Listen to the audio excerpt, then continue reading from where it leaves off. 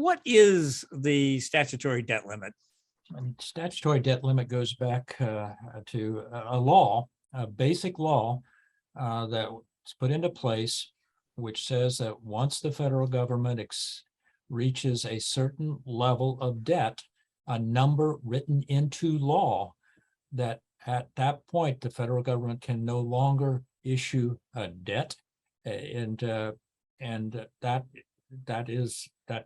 law is one that presents an opportunity as well as a challenge to Congress, because they have to literally pass another law to change that limit, to increase it, or else the federal government technically would default. Now, in the history of the country, there have been a couple of small technical defaults, but in the history of the country, 220 some years history, we have never defaulted on paying our debt. And but in order to avoid that, we have to again pass a law that raises the debt limit, and we'll have to do that again. And we're up against very close to that debt limit, but we think that sometime mid next year, right now, is our current thinking here at BPC. Boy. That's a little bit of a Freudian slip there, Bill.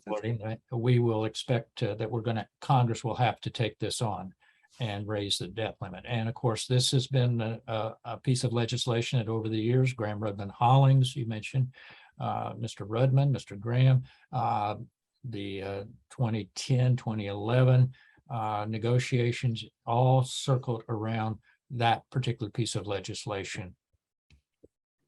So sometimes it gets caught up as almost like it gets held hostage. It does. And as you mentioned, I worry about it because, as I mentioned before, we're at 31 trillion now. The debt limit, that number that you mentioned, statutorily enacted into law, is 31.4 trillion. So we're not that far beneath the debt limit right now, and it can really complicate what's going to happen in terms of negotiating appropriations bills, and can gum up all sorts of things. Is there a better way that we should be doing this, or should we just get rid of the debt limit?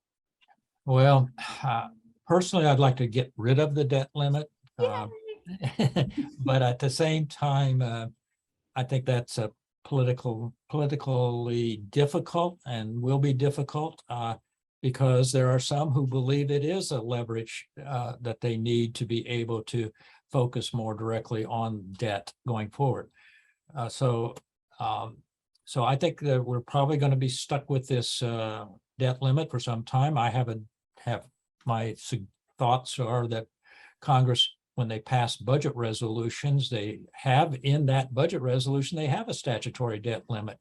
And so once they pass budget resolutions, they effectively have voted for increasing the debt limit. And I've never quite figured out why we couldn't automatically say, once you pass a budget resolution, you basically have adjusted the debt limit.